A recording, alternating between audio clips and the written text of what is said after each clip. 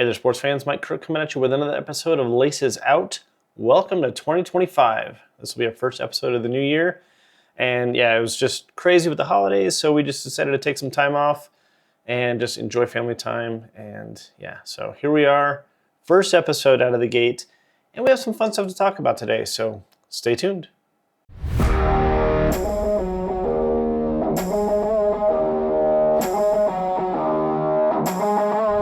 Okay, first things first, a quick shout out to Coach Prime and the 2024 CU Buffs football team. You guys had an amazing season in year 2 under the Prime effect. 9-4, better than anyone I think predicted. I want to say that at best the media had you guys winning like maybe 4 or 5 games this year, maybe 6 at best. 9-4 though, and in the hunt up until the final weekend for a spot in the Big 12 title game. And went on to play BYU in the Alamo Bowl. First time you guys have gone bowling since 2019 or something like that? Maybe earlier, I don't know. But yeah, not the greatest bowl game against BYU. I mean, it's definitely, the Cougars showed up in that one, not gonna lie. It was a rough game. Hard to watch start to finish, but still, nonetheless, proud of you guys. I know Peggy's proud of all of you. And looking for absolutely nothing but great things coming this fall from CU and the 2025 Buffs program. And I guarantee you, well, I can't say guarantee because you never know what life is going to happen, but really want to be at another game this fall. So Trey and I, as soon as the schedule comes out, Trey and I are going to be checking out the schedule to see who looks like a best opponent to go and see in person. And we'll do another road show from Boulder this year. So stay tuned for that one. And if you're not following him already, touchdown.talks on TikTok. Check out my boy Trey. Great content with him. So moving on. Next up, Denver's going to the playoffs. Oh, about time. Have not been to the playoffs since Super Bowl 50. Peyton Manning era. Come on. It's been forever. But these Denver Broncos did so much better than anyone anticipated. I think that they were a 5-win program at best is what a lot of the analysts thought. Second year under Sean Payton, rookie quarterback, a lot of new players.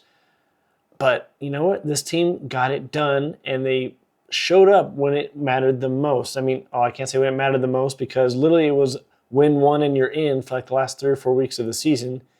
And it came down to Kansas City sitting their starters to rest them up for the playoffs because they had already earned the first round bye. So I get that. And you can call it a gimme win if you want. I don't care. We beat the Chiefs, 3rd string, 4th string, water boy. It doesn't matter. And if you saw my TikTok reaction video, I got a lot of flack for that one. Oh, Denver, you guys beat nobody. You were gifted a playoff spot. I don't care. We got in the playoffs. And yeah, this is still a Kansas City Chiefs team that in their house came down to a blocked field goal for them to win that game. So don't tell me Denver can't compete with anyone. Buffalo, we're coming for you, and you should be on upset alert. I'm not saying it's going to happen, but I'm thinking that it's going to be a closer game than what most people would think it's going to be. So stay tuned for my predictions on that one. And real quick, before we get to this week's picks, I do want to give a shout out also to my boy Trey, who won our fantasy football league this year. Yeah, it's a 6-man league, but he came from out of nowhere. He was having a rough go of it. Got himself into the championship playoff bracket and took out his mom, Stacy, my wife, for the top spot. So congrats on him. I want to say he came in 4th place last year, so it was a great rebound. 4th from last year, 1st of this year. Stacey did drop. She was our champion last year, so fell to number 2. I did repeat in 3rd place, so awesome on that one.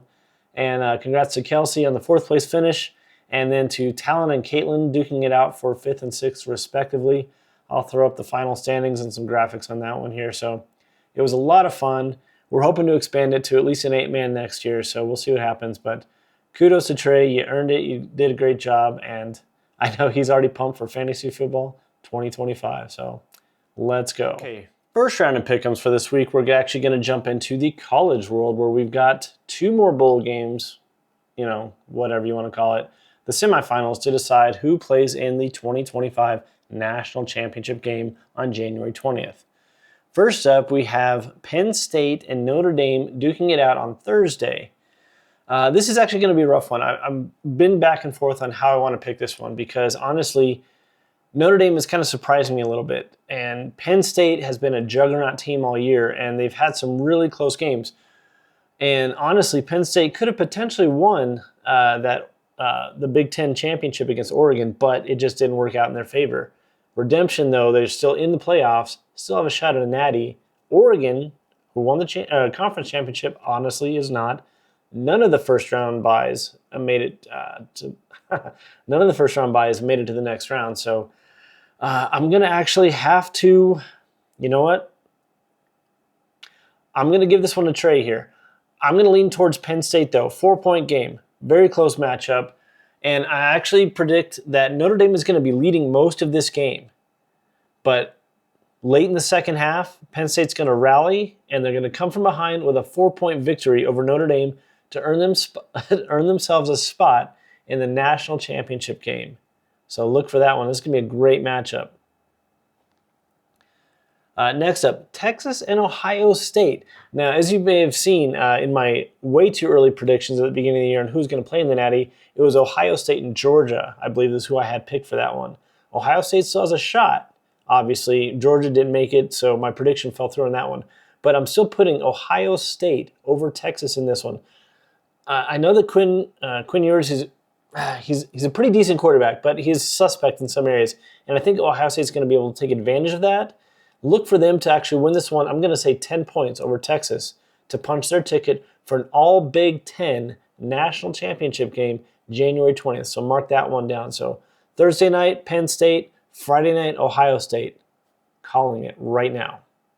Lastly, wild card round of the NFL begins this weekend. We've got so much football going on in this house. It's crazy. Thursday, Friday, Saturday, Sunday, and I think even Monday there's a game. There is. Rams and Vikings. Wow, that is crazy. So yeah, this is going to be a really fun weekend of football in our household, and looking forward to it. A lot of great things, and as my boy Trey was saying, the state of Pennsylvania could be going nuts, especially if they get a Penn State natty and Pittsburgh and Philadelphia somehow both make it to the Super Bowl. Wouldn't that be some shit right there? I'm not going to bleep that out. I don't care. So, wild card round, though. Let's focus on that one. So first things first, we got 2 games on the 11th. We got the Texans and Chargers in the AFC. And you know what? As much as I hate to see an AFC team from the West proceed and it's not the Broncos, no, actually, I can't do it. Texans over the Chargers in this one. Somehow, I know C.J. Stroud's been kind of slumping a little bit. Herbert's looking really strong right now. But still, give me the Texans in this one in a really close game, 6 points or less. Next up, we've got Ravens and Steelers. And this is AFC North classic, brawl, like rivalry. They don't like each other. It's going to be a hell of a game. It's going to be in Baltimore. And you know what? I don't know if the Steelers are actually going to make it out of this one. They're on a hell of a slump right now, and now is not the time when you need to figure out how to right that ship. So, sorry, Trey, but I'm going to have to pick Baltimore in this one. They're going to find a way to squeak by a slumping Russell Wilson. George Pickens was held to like nothing last weekend, so I don't see the Steelers figuring out how to stop Baltimore on this one. It's going to be a Ravens show, 14 points or more on this one. So both the Texans and the Ravens are going to punch their tickets to the next round on Friday. What do we got? No, sorry, that's Saturday night. And then Sunday we got 3 games showing up. So first off, we'll just wrap up the AFC on Sunday. So we've got an 11 a.m. kickoff, Bills and Broncos. I know the Broncos were practically gifted this playoff spot is what everyone's saying because Kansas City sat their starters. I don't care. Denver earned their way into this one. They beat quality opponents this year. They're 1-6 in one-score games this year. So definitely need to clean up that. If this is going to be a close game, history's not favoring Denver in this one. But, their record could be a lot better had they figured out how to win those one-score games.